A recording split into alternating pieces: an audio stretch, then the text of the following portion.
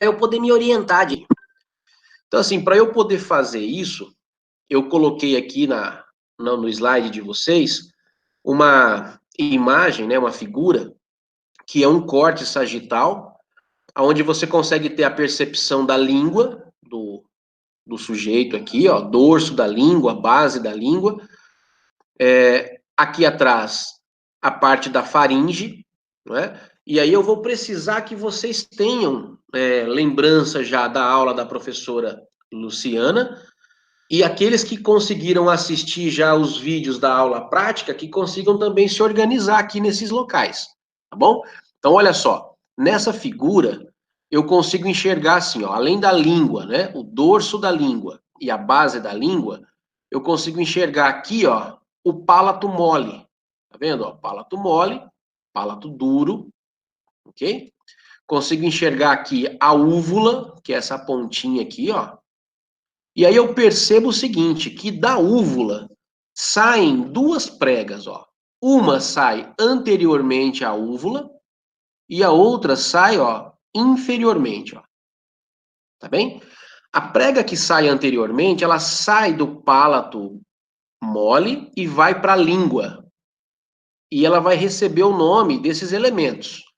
Tudo que diz respeito à língua será atribuído à denominação de glosso, tá bom? Então eu vou ter uma prega que sai do palato mole e vai para a língua, vai ficar prega palato glosso, ok? E uma outra que sai do palato mole e vai para a faringe, e aí vai ser chamada de prega palatofaríngea, tá certo? Então olha só, o palato mole, a parte mais posterior dele, a úvula, anteriormente à úvula, prega palato glosso, inferiormente à úvula, prega palatofaríngea. Entre essas duas pregas, eu tenho um tecido linfóide aqui, ó. É um tecido de proteção, né? Um tecido que está relacionado ao sistema imunológico, chamado de tonsila palatina. Vocês já devem conhecer esse tecido aqui como amígdala. Tudo bem? Então, entre as duas pregas, fica a nossa amígdala. E levando em consideração que eu estou olhando só um hemilado, significa que tudo isso que eu falei vai se repetir do outro hemilado, né? Então, quando nós olhamos através da cavidade oral de uma pessoa, eu vou ter uma visão assim, ó. As duas pregas, que saem anteriormente da úvula, ó, prega palato glosso, e aquela que sai inferiormente à úvula, ó, prega palatofaríngea. Ok? As duas pregas. Como nós estamos trabalhando agora com os dois hemilados, você percebe que as pregas de um hemilado se unem com a do outro, ó, formando um arco. Eu tenho um arco palato-glosso e eu tenho um arco palato-faríngeo. Esses elementos, eles precisam servir para você entender o seguinte: os dois arcos, ou as duas pregas, se você estiver olhando só de um hemilado, eles funcionam como dois pilares que delimitam a cavidade oral e a cavidade faríngea, mais precisamente a cavidade da orofaringe. Então, olha só, enquanto eu estou anteriormente a essas pregas, eu estou na cavidade oral, estou dentro da boca do paciente. Quando eu estou além dessas pregas, eu estou na cavidade faríngea, mais precisamente orofaringe. Tranquilos? Então, olha só, estou olhando aqui, ó, estou vendo o palato duro aqui em cima, né, ó, nessa região, o palato mole aqui em toda essa parte, ó, a úvula, a língua, dorso da língua e os respectivos arcos aqui que nós falamos. E aqui atrás, ó, essa parede aqui, ó, eu estou olhando para o vestíbulo da faringe, tá bom? Então, eu estou vendo a parede da faringe lá atrás. Então, o que nós precisamos aqui? Quando eu vou introduzir o tubo, ele não é feito, essa introdução, ela não é feita às cegas. O médico, ele vai olhar exatamente todos os elementos que existem nessa área para ele poder passar o tubo de maneira assim, olha, criteriosa. Eu quero colocar o tubo através do ádito da laringe, depois quero fazer ele passar pela rima da glote e não quero que ele esbarre a ponto de causar lesão de nenhum desses elementos. Então é um procedimento que você vê, você enxerga os elementos anatômicos e conduz o tubo de maneira bastante orientada, tá bom? Então por isso que eu preciso me organizar. Então para eu poder fazer essa passagem, é utilizado um instrumento chamado laringoscópio, ok? Esse laringoscópio, já já a gente vai mostrar ele para vocês aqui. O que ele faz? Ele tem uma lâmina curva, ele tem um cabo e uma lâmina curva, que ela acompanha a língua do paciente. Então imagine assim, olha, o paciente ele está deitado, né, no leito, você lá na cabeceira do leito dele, então na posição que ele se encontra, quando você olha na boca dele, a língua está na face superior e o palato na face inferior, né? Porque você está invertido em função da posição do paciente. Então, o que você precisa fazer? Escorregar o laringoscópio pelo dorso da língua dele, né? Para eu poder fazer isso, eu preciso me orientar pelas pregas, porque o laringoscópio ele não pode entrar na região faríngea. Ele tem que transitar apenas pela região oral. Quando eu tenho a delimitação das pregas, eu sei até onde eu devo introduzir a lâmina do laringoscópio. Se nós começarmos a acompanhar essa prega aqui, ó, que é a prega palato-faríngea, nós vamos enxergar que ela vai ficar muito próxima da epiglote, ok? Ela vai descer aqui, ó, vai descendo. Nesta região aqui, ó, nós vamos encontrar a epiglote. Haverá um espaço entre a epiglote e a base da língua. Esse espaço será denominado de valécula epiglótica. Eu vou precisar encaixar a lâmina do laringoscópio nesse espaço. Então, onde eu posiciono o laringoscópio? Na valécula epiglótica. O que é essa valécula? É um espaço entre a base da língua e a cartilagem epiglote. Ok? Qual a minha orientação para chegar até ela? A prega palato-faríngea. Então, se eu uso esses elementos anatômicos, eu não vou errar. Eu vou conseguir chegar certinho até lá. Então, olha só. Essa figura que eu tenho assim. A Ana pediu para avisar a Ana Maria que ela não está se conectando, não está conseguindo conectar na internet. Que ela vai demorar um pouquinho para voltar. Tudo bem. Professor, o senhor pode repetir, por favor? A valécula epiglótica, onde posiciona? Isso, a valécula epiglótica é o local onde eu vou posicionar a lâmina do laringoscópio. O que é a valécula? É um espaço entre a base da língua e a cartilagem epiglótica. Obrigada. De nada. Eu preciso que vocês vejam essa figura aqui que eu coloquei no slide, ó, e que a gente consiga entender ela juntos, tá bem? Quem já assistiu aqueles vídeos postados na semana passada, já tiveram contato com uma figura igual a essa aqui, né? Uma peça igual a essa. Olha só, veja se o que eu estou falando, se você conseguiu perceber naquele momento que você assistiu aos vídeos lá, ó. Isso daqui, ó, cavidade oral, tá vendo, ó? Palato duro, a língua, né? Ápice da língua, dorso da língua, e aqui, ó, base da língua, ó. Aqui nessa região, ó, o septo nasal, aqui, coânus, nasofaringe, palato mole, úvula. Epiglote aqui, ó. Essa região, orofaringe. Descendo aqui, ó, laringofaringe. Essa abertura aqui, ó, ádito da laringe. Esse local aqui, ó, glote. É o que nós vimos agora há pouco, ó. Prega vestibular, prega vocal e o ventrículo da laringe, ó. Tudo bem?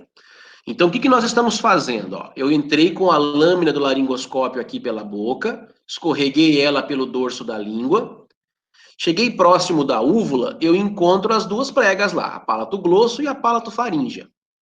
Me oriento pela palato-faríngea, que essa prega palato-faríngea, ela sai da úvula aqui, ó, e vem para a parede da faringe, que é exatamente o mesmo local onde eu vou encontrar a epiglote. Tá vendo aqui a pontinha da epiglote, ó? Então, quando eu me oriento por ela, eu encontro a epiglote. A valécula epiglótica, pessoal, é esse espaço que está aqui, ó, entre a base da língua e a epiglote, ó. Deixa eu pegar aqui, ó, vamos marcar aqui direitinho, ó. Ó. Isso daqui, ó. Tô contornando a epiglote, contornando aqui, ó, a base da língua, ó. Ok? O laringoscópio tem que colocar a sua lâmina, ele tem que entrar por aqui assim, ó, e posicionar essa lâmina aqui dentro, ó. Então, este elemento em amarelo caracteriza a valécula epiglótica. Tudo bem? Então, eu preciso encontrar essa estrutura. Consigo encontrar a valécula epiglótica e posiciono o laringoscópio ali dentro dela. Então, isso é importantíssimo. Quando o médico posiciona o laringoscópio aqui, ele faz um movimento com o cabo do laringoscópio que está aqui fora, no sentido de pegar a língua e fazer esse movimento com ela, ó. Tudo bem? Desloca ela no sentido superior em relação à posição que o doente está no leito, tá bom? Como ele está deitado, eu vou deslocar a língua para cima. Na posição anatômica, seria deslocamento anterior. Quando eu desloco a língua, o que eu faço? A língua tem músculos que estão presos nela e no osso hioide, tá bom? O osso hioide desse sujeito tá aqui, ó. Então eu faço assim, ó. Desculpa, aqui, ó. Desloco a língua no sentido anterior, automaticamente eu desloco o hioide junto. Quando o hioide faz isso, ó, avança no sentido superior, aquele ligamento ilioepiglótico que nós tínhamos aqui, ó, ele é tensionado. A tensão do ligamento ilioepiglótico faz com que a epiglote também seja deslocada.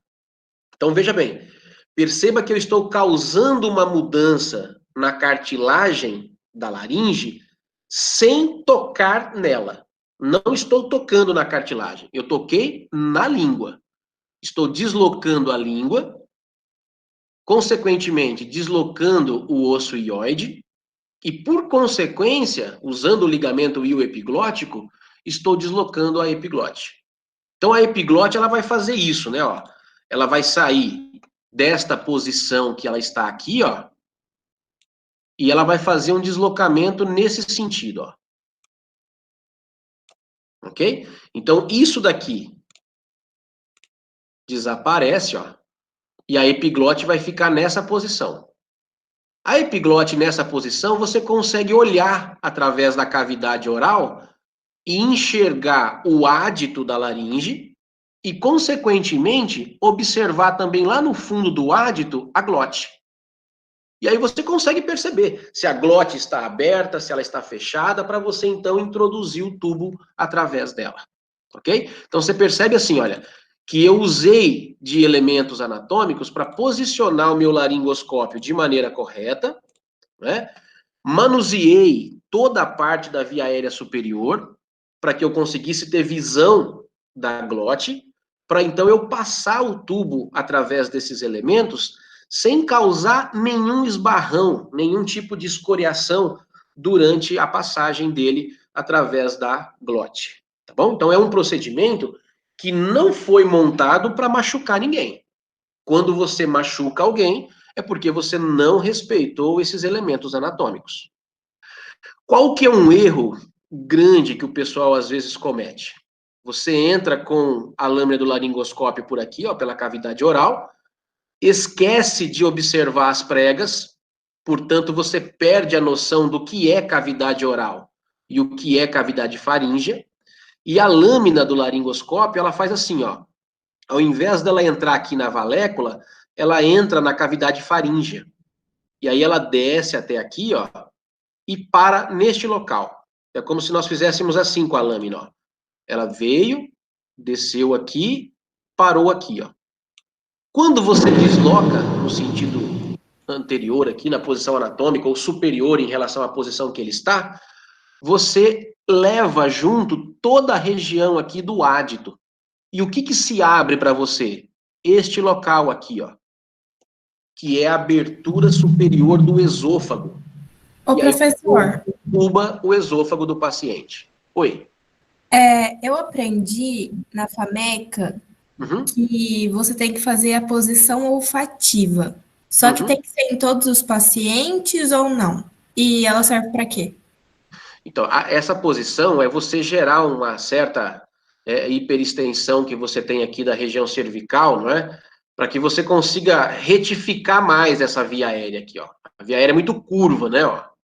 Então, você está aqui, ó, nesse ponto aqui, ó. Para você conseguir ângulo de visão, do jeito que ele está aqui, ó, o seu ângulo de visão vai ser esse, não é, ó? Então, o que eu preciso fazer? Eu preciso hiperestender a cervical dele para eu conseguir retificar esse ângulo aqui, ó. Para eu conseguir observar melhor. Então, na maioria das vezes, isso é feito. Só não é feito quando você tem um paciente com histórico de traumatismo de coluna cervical. Então, há um traumatismo na coluna cervical. Aí eu não vou poder fazer esse tipo de movimento. Aí eu vou ter que usar uma intubação praticamente às cegas, realmente, porque eu não posso mudar ângulo da coluna cervical para eu ter uma melhor visibilidade da região. Então, isso complica para mim. Caso contrário, eu vou sempre fazer esse movimento da cervical. Olha só, avançou o trajeto, né? Aqui, novamente, é uma outra imagem, né? Ó, a língua aqui, ó. Aqui a epiglote, ó. Base da língua e epiglote. Palato mole, úvula, né? Esse espaço aqui, ó. Valécula epiglótica, ó. Ádito da laringe, ventrículo da laringe, prega vestibular, prega vocal. Então, eu vou pegar aqui, ó, olha o laringoscópio. Vou fazer esse movimento, ó. Posicionei lá na valécula, né? Fiz o posicionamento na valécula, gero a tração no sentido superior. Traciono a língua e, de uma maneira indireta, eu acabo deslocando a epiglote, né? Porque a língua traciona o ióide o ligamento e o epiglótico, e o ligamento, consequentemente, a epiglote. Então, esse espaço aqui, ó, ele se torna maior, né? Aí eu vou conseguir olhar através da cavidade oral e enxergar isso aqui, ó. Tudo bem? Então, nós vamos ter isso, ó, a valécula epiglótica, né? Aqui a valécula, de novo, na figura, ó. Tá aqui. Quero observar através desse ádito para enxergar a rima da glote. Olha lá, esse é o erro que eu havia comentado, né? Então, ó, muito cuidado com isso, ó. Se você exagerar na colocação da lâmina do laringoscópio, e isso é uma tendência forte a acontecer, você passa pela valécula, a lâmina cobre o ádito, e aí a hora que você desloca o laringo, você desloca toda a laringe. E aí o que fica aberto para você aqui, ó, é o esôfago, né? Então eu preciso ter essas orientações. Quando eu fiz o deslocamento da língua, eu tenho que enxergar dois orifícios. Um, na posição que eu estou, na parte superior, que é o ádito da laringe. E outro na parte inferior, que é o esôfago. Eu preciso colocar o tubo no superior. Como o laringo, ele é curvo, e ele tem uma luz aqui, ó, o que nós temos que fazer? Posiciono ele aqui na valécula epiglótica e ajusto o foco luminoso para que ele fique entrando certinho aqui, ó, pelo ádito e iluminando a rima. Esse foco luminoso do laringo, pessoal, ele funciona como uma mira laser. O sujeito tem lá uma arma e uma mira laser. Ele quer acertar um alvo, ele coloca a mira exatamente no alvo. Você vai fazer a mesma coisa. Você vai pegar essa luz que está aqui iluminando aqui no fundo, ó, e colocar o foco luminoso certinho aqui, ó, iluminando o centro da rima da glote. Isso tendo sido feito de maneira correta, você só escorrega o tubo pela lâmina do laringoscópio e ele vai entrar certinho lá na traqueia. Então, o ato de intubar, ele está vinculado ao posicionamento correto do laringoscópio, que é vinculado ao conhecimento anatômico da via aérea. Se você não tiver esse conhecimento anatômico e não posicionar o laringoscópio corretamente, você vai precisar colocar o cano aqui, ó, a cânula, no braço. E é nesse momento que você acaba lesando o paciente que você vai intubar, tá bem? Então, olha só aqui, ó, a via aérea, né, ó. Olha só a angulação aqui que você tem, então uma angulação praticamente de 90 graus, ó. Quando você hiperestende aqui, você ameniza essa angulação, então eu consigo ter uma percepção melhor da via aérea, só que é uma posição que você não vai conseguir fazer se o paciente tiver lesão cervical. Olha lá, o laringoscópio, né, ó, deslocamento da língua na lateral para você poder observar a região lá da garganta. Olha as pregas, né, ó, palato glosso, palato faríngea. Estou procurando pela epiglote para poder posicionar na rima da glote, né? Olha lá. Aliás, estou procurando pela epiglote para posicionar na valécula epiglótica, né? Posicionei na valécula, começo a fazer o deslocamento, olha só, começo a ter um ângulo de visão melhorado, né, ó, consigo observar um pouco melhor aqui.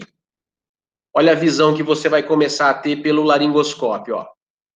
Veja se você consegue reconhecer alguma coisa aqui, ó. Isso daqui que está brilhando, quem que é?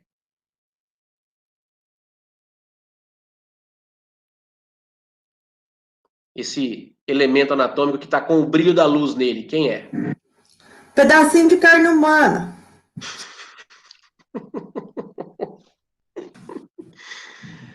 O rimo da glote? Quem dá mais?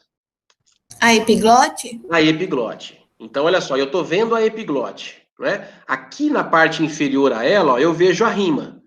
Só que quem que está mais iluminado? A epiglote ou a rima da glote?